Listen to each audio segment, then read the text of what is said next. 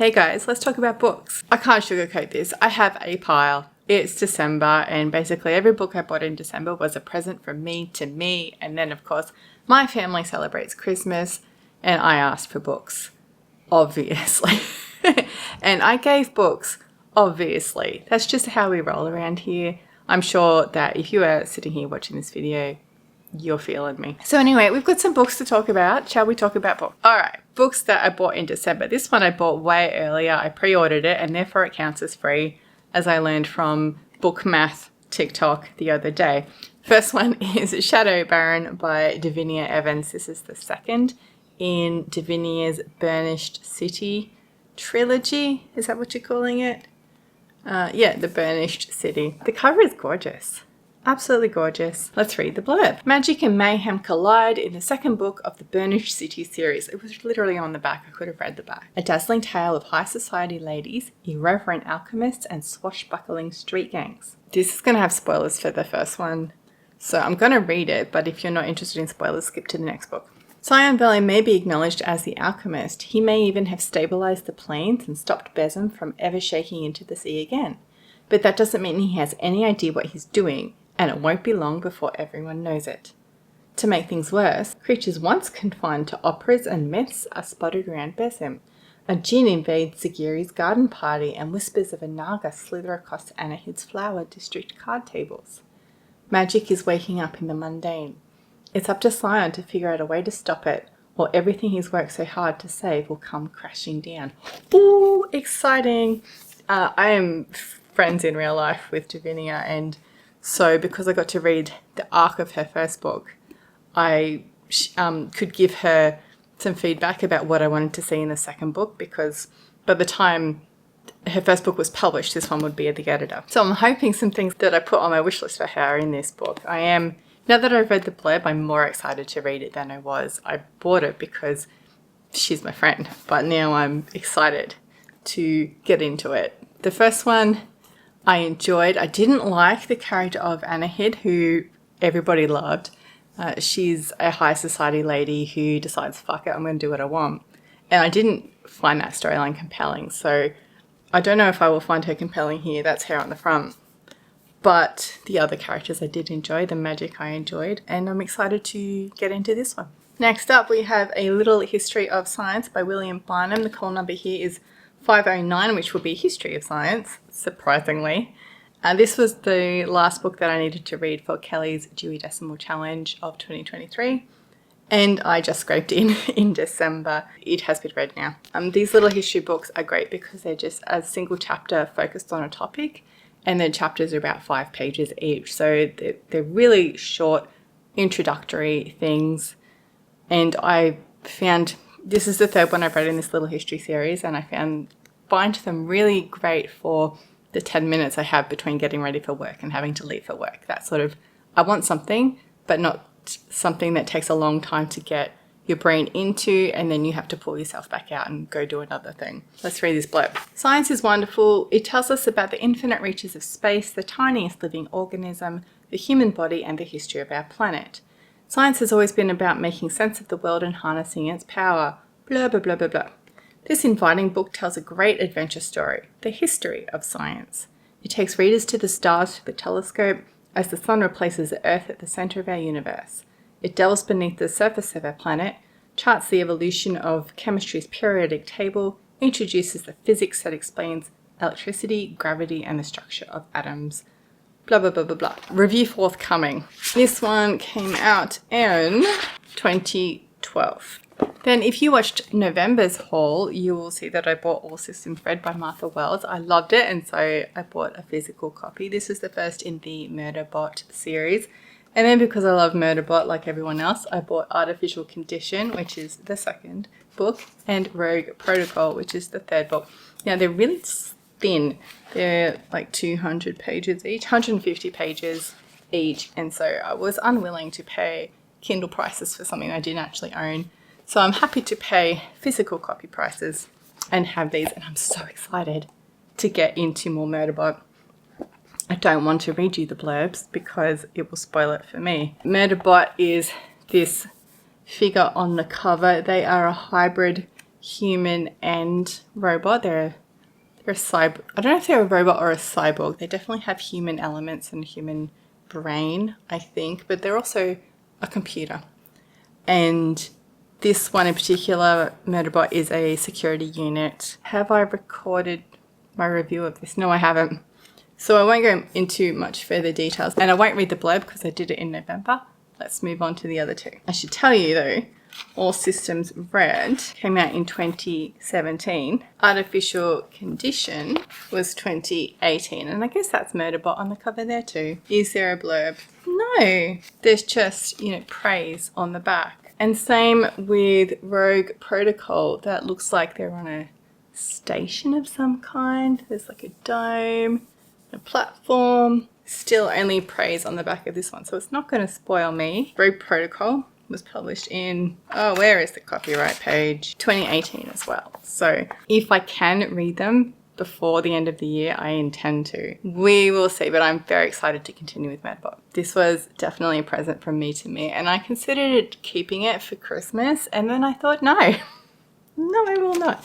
This is the Harper Muse Painted Edition of Persuasion, which is my favourite Jane Austen book. It is a hardcover, and I've left it in this slip paper that it's in that has the blurb. Shall we read the blurb? If you've been around here before, you know what happens in Persuasion.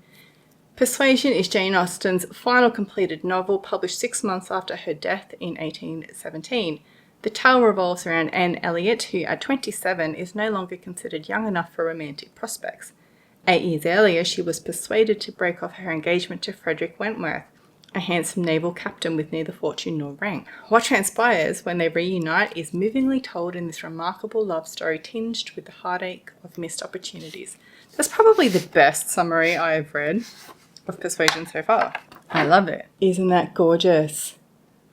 Isn't that gorgeous? That's, if you know the story, that's clearly the beach at Lyme where they go walking, and then there's a little bit of an incident, and the men are in their hats and the ladies with their dresses. Oh, I love it. And then on the back there's the big naval ship. Can you see it all together? Kind of. Oh, she's gorgeous. And then that gold there is a quote that says, "When pain is over, the remembrance of it often becomes a pleasure." It's textured, it's raised. She's so beautiful, and now I've convinced myself into more from this Harper Muse Painted Classics because they're gorgeous. And it's got the gold spray all around. And inside there are call-out quotes on the backdrop of that painting on the cover. Let's see if I can find a good one. And then there's some pages where it's just that picture, no quote. This quote says, "She could not understand his present feelings, whether he were really suffering much from disappointment or not. Until that point was settled, she could not be quite herself. She hoped to be wise and reasonable in time, but alas, alas, she must confess to herself that she was not wise yet." And then the call-out quotes have the page number on them, which is brilliant. I love it. Oh, and there's also the ribbon. I could not be more in love with a book that I already own 3 copies of. I love her. Then for something completely different, I bought Franz Kafka's The Trial. Now, I bought this because I heard Ariel Bassett on her podcast talking about reading this book. She has since DNF'd it. I intend to read it at some point. This was first published in German in 1925, translated. This translation by Idris Parry was translated in 1994. Let's read the blurb. Joseph Kay, an ordinary bank clerk, is accused of a crime he did not commit, whose nature is never revealed to him. As he tries to defend his innocence amid a labyrinthine world of anonymous bureaucrats, stifling courtrooms and casual brutality, he becomes increasingly uncertain of his fate and spirals towards destruction. Kafka's gripping, unnerving parable about the nature of terror and the futility of human life is at once nightmarish and chillingly real. I'm excited to read this. The only Kafka I've read, which probably most people, is The Metamorphosis, which I'm looking for a good copy of with a nice cover. So if you buy one, let me know, because it's slim pickings. And then in the physical books, we're coming to Christmas presents. Now, traditionally in my family, the people that I live with, I buy myself the presents and then I say thank you to my husband and my child for buying me exactly what I wanted. Thank you. How thoughtful. So I pre-ordered this, and then when it arrived, I left it in the packaging. And then after about a month, I forgot what it was. And by Christmas, it was a surprise on Christmas morning. So I was quite delighted to receive Art of the Grimoire, an illustrated history of magic books and spells by Owen Davies. This was published in 2023. The call number is 133.43, which is magic. Specifically, I think witchcraft, which makes sense, Art of the Grimoire. This is an art book, and it is full of reproductions of grimoires, and not just European grimoires. I've noticed as I flicked through on Christmas morning, it's grimoires from all over the place, and I am beyond excited to get in and have a read of this book. And it's just, and it smells so good. Look at that. I didn't even know grimoires were in pulp printing, but there you go. I've already learned a thing. I'm so excited. So thank you to my family / past me for bringing this into my life. I love it. Then from my mum, who asked me what I wanted off my Amazon wish list, and I said non-fiction, please. I got a few things because I'm her favorite daughter on YouTube. In fact, she said to me, please send a photo of the books because they were shipped directly to my house. And I said, why can't you just watch this video, Mum? Which I don't think she appreciated. So I hope you enjoyed your photos, Mum, and I hope you're enjoying this video. Look at that.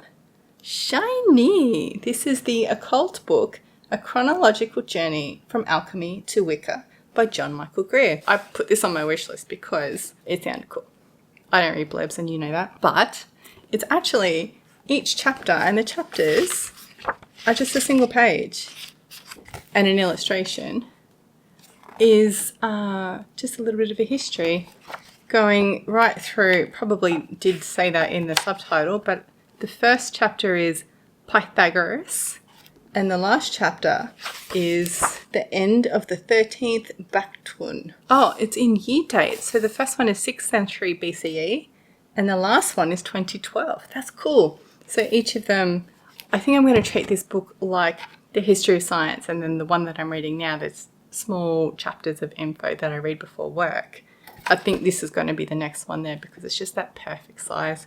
It's pretty, and honestly, I'm hype.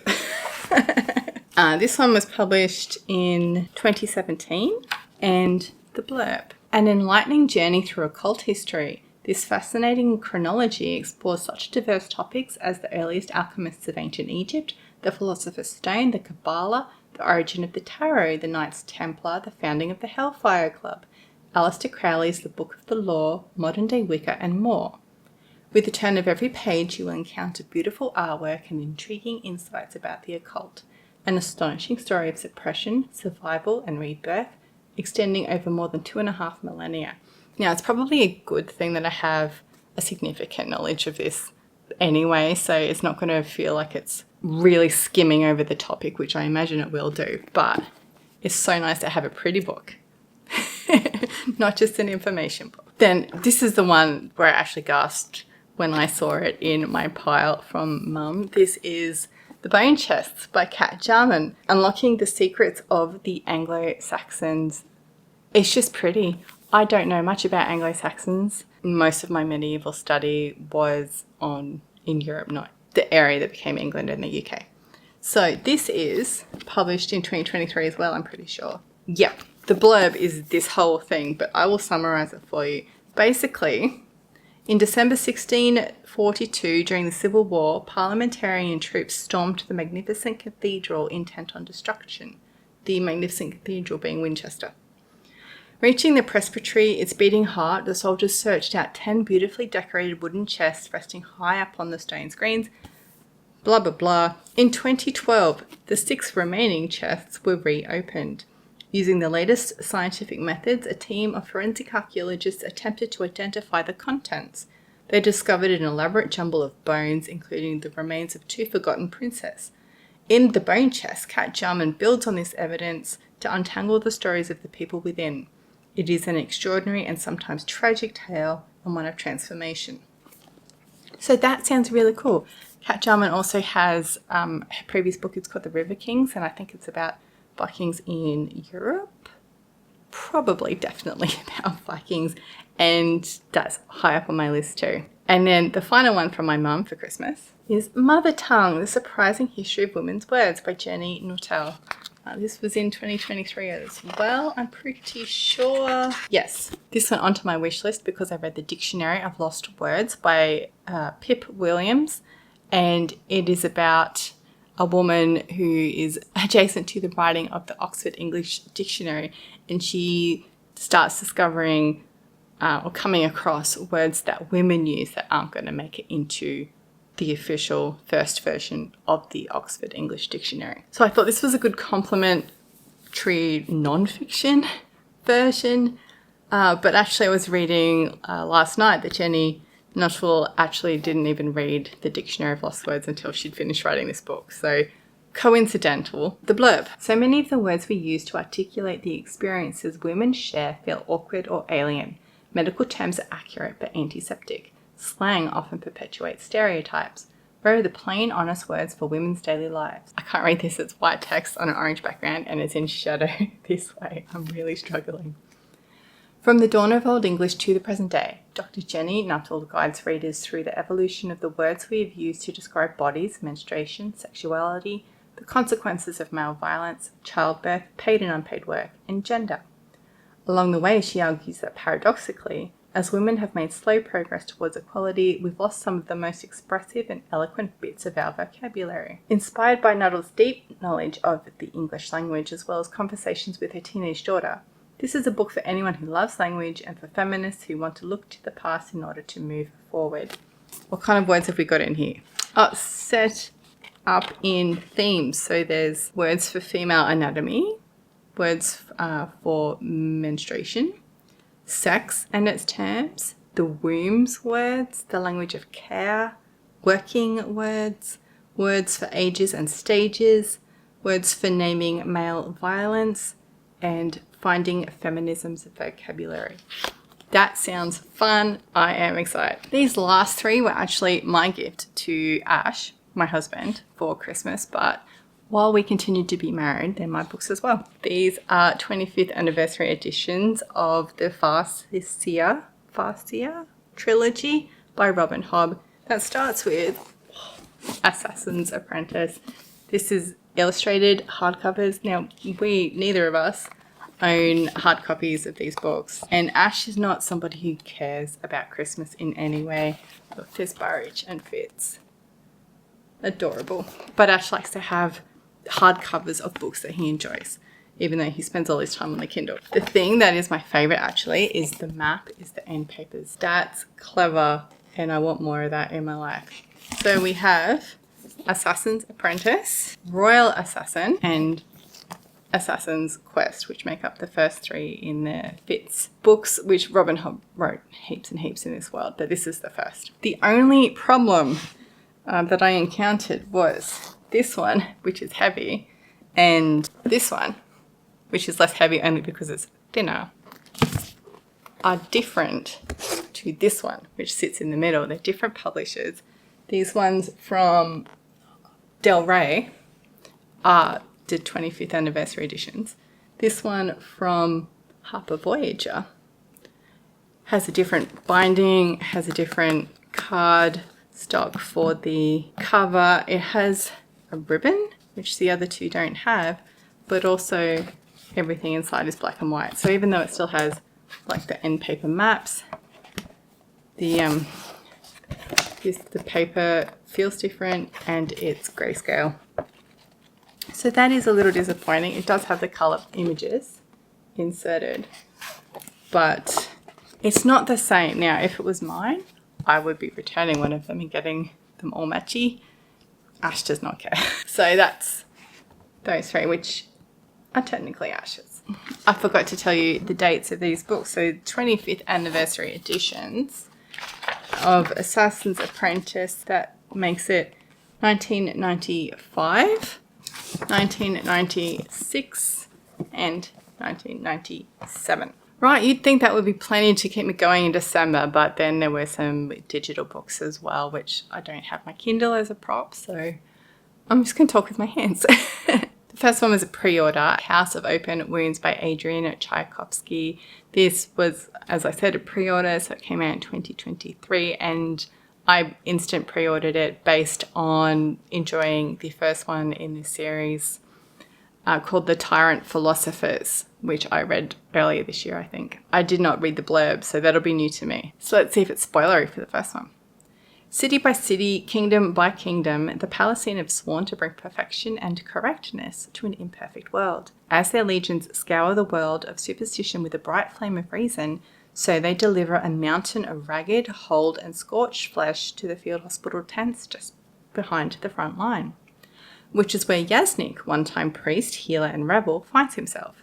Reprieved from the gallows and sent to war clutching a box of orphaned gods, he has been sequestered to a particularly unorthodox medical unit, led by the Butcher, an ogre of a man who's a dab hand with a bone saw and an alchemical tincture. The unit's motley crew of conscripts, healers, and orderlies are no strangers to the horrors of war. The field hospital's crew face a precarious existence. Their work with unapproved magic, necromancy, demonology, and Yensik's thoroughly illicit gods could lead to the unit being disbanded, arrested, or worse. Beset by enemies within and without, the last thing anyone needs is a miracle. That's not where I thought this second book was going to go, but I'm reading it now, and so far I'm only like 3 chapters in. So far it's okay. The next one I picked up was Anne Leckie's Translation State, which came out in 2023. This is part of her Imperial Raj series. I can't get my tongue around that. Radch.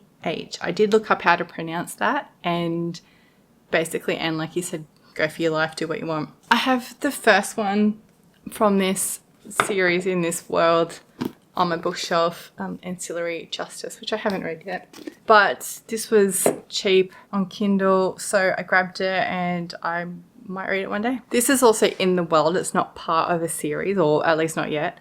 So it's not going to matter if I read it first. And it's not going to be spoilery if I read you the blurb, I think. I don't know if it's a spoiler because I haven't read any. Kven, Qven, Kven was created to be a Preska translator. The pride of their clade, they always had a clear path before them, learn human ways, and eventually make a match and serve as an intermediary between the dangerous alien Preska and the human worlds. The realization that they might want something else isn't optimal behavior. It's the type of behavior that results in elimination. But Kven rebels, and in doing so, their path collides with those of 2 others. Ine, a reluctant diplomat whose grandmaman has left here, H-A-R, an impossible task as an inheritance, hunting down a fugitive who has been missing for over 200 years, and Reet, an adopted mechanic who is increasingly desperate to learn about his genetic roots, or anything that might explain why he operates so differently from those around him. As the conclave of the various species approaches and the long-standing treaty between the humans and the Preska is on the line, the decisions of all 3 will have ripple effects across the stars. A comment that I heard about ancillary justice in that series was the use of gender pronouns, and they're not just he, him, she, her. So that's what I'm reading here. That's why I read out those pronoun spellings. And I am keen to sink my teeth into this world. Then, because the TV show is on Apple TV, although I don't have Apple TV, I haven't watched it, was Foundation by Isaac Asimov. So it was cheap on Kindle, so I grabbed it. I don't know that I will ever read it, but I might try. First published in 1951, it's the first in the Foundation series. And the blurb is, the Galactic Empire has prospered for 12,000 years. Nobody suspects that the heart of the thriving empire is rotten until psychohistorian Hari Seldon uses his new science to foresee its terrible fate. Exiled to the desolate planet Terminus, Seldon establishes a colony of the greatest minds in the empire, a foundation which holds the key to changing the fate of the galaxy.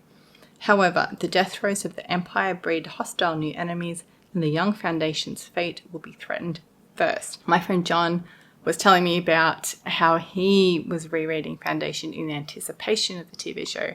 I think that was our conversation. It was months ago.